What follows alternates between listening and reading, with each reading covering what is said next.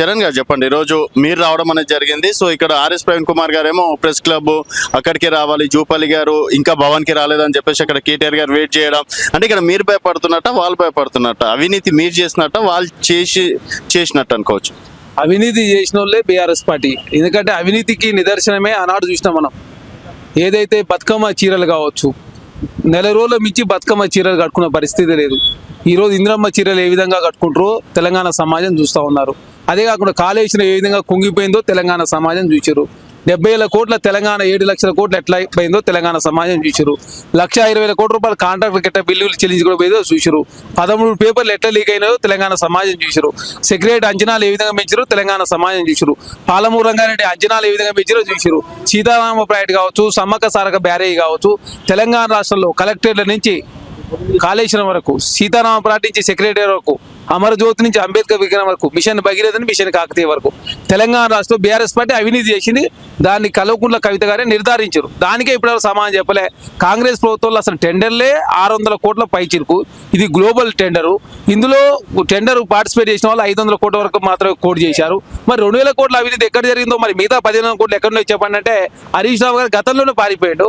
ఇప్పుడేమో మళ్ళీ ఒక ఆర్ఎస్ ప్రవీణ్ కుమార్ గారు, హరీష్ రావు గారు దూతగా ఆయన వచ్చేదో సోమాజిగూడ ప్రెస్ క్లబ్ లో కాంగ్రెస్ ప్రభుత్వం లేదు అవినీతి జరిగింది.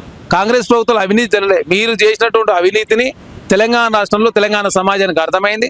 ఖర్చులు తక్కువ చేసుకుని ఆదాయ మార్గాలు పెంచుకునే ప్రయత్నంలో పేద వర్గాలకు నష్టమే పనులు ఎక్కడ కూడా చేయకుండా గ్లోబల్ టెండర్లు పిలిచే ప్రయత్నంలో కాంగ్రెస్ ప్రభుత్వం ముందుకు పోతా ఉంది.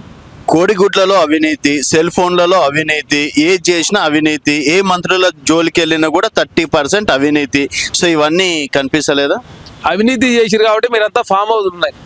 ఎవరికి జన్వాడలో అదేవిధంగా కేటీఆర్ గారికి, హరీష్ రావు గారికి మొయినాబాద్లో, సంతోష్ రావు గారికి ఒట్టినాలపల్లిలో, కల్వకుంట్ల కవితకు శంకరపల్లిలో, తర్వాత కేసీఆర్ గారికి ఎర్రబెల్లిలో మీ అందరూ అవినీతి చేసి తెలంగాణ రాష్ట్ర సంపద దోసుకురు కాబట్టి 70,000 కోట్ల తెలంగాణ అప్పు 7 లక్షల కోట్ల రూపాయలు అయింది. తెలంగాణ రాష్ట్రంలో ఏ ప్రాజెక్ట్ అయినా అంచనాలు పెంచింది మీరే, మేము కాదు. తెలంగాణ రాష్ట్రం చాలా పారదర్శకంగా టెండర్ల ప్రకారం మాత్రమే కాంగ్రెస్ ప్రభుత్వం వచ్చిన తర్వాత యాజ్ పర్ నిబంధనలు ఒకటి మాత్రమే పనిచేస్తా ఉంది తప్ప మీరు సోషల్ మీడియా వేదిక కావచ్చు, మీడియా వేదిక మాత్రమే కాంగ్రెస్ ప్రభుత్వమే విమర్శలు చేస్తాం. ఎక్కడ కూడా ఆధారాలు సమర్పించిన సందర్భంలో ఇప్పుడు ఆర్ఎస్ ప్రవీణ్ కుమార్ గారు ఇంత మాట్లాడుతూ ఉన్నారు. మరి 2,000 కోట్ల అవినీతి ఎక్కడో చూపించండి. ఇప్పుడే అడ్లూరు లక్ష్మణ్ కుమార్ గారు చాలా స్పష్టంగా ఆధారాలతో కూడిన సమాచారాన్ని, ఏకంగా టెండర్ సంబంధించిన డాక్యుమెంట్, ఎవరు లెస్ చేశారు, ఎంత పిలిచాము, ఏ విధంగా టెండర్ సంబంధించిన నిబంధనలు రూపొందించడం, అదే సీనియర్ ఐఏఎస్ ఆధ్వర్యంలో ఏ విధంగా టెండర్ నిబంధనలు తెచ్చిన చాలా స్పష్టంగా చెప్పింది కదా. అంటే చెప్పిన దానికి ఆన్సర్ చెప్పే పరిస్థితులు మీరు లేక ఏమంటే సోమాజిగూడ ప్రెస్ క్లబ్, లేకపోతే టీఆర్ఎస్ భవన్, లేకపోతే సోషల్ మీడియాలో మీ ఇదే పని. మీకు ఒక కమిటీలు లేవు, ఒక జిల్లా అధ్యక్షులు లేదు, మండలాధ్యక్షులు లేదు, మీకు రాష్ట్ర కార్యవర్గం లేదు.